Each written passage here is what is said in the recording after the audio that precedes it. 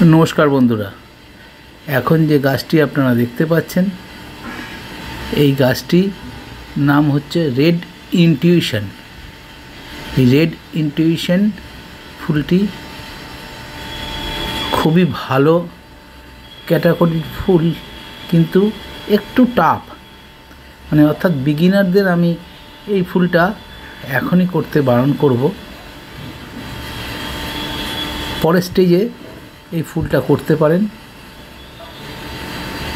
এই ফুলটি যেরকম স্ট্রাইপের ওপরে রেড স্ট্রাইপের ওপরে ফুল, ভারী সুন্দর দেখতে।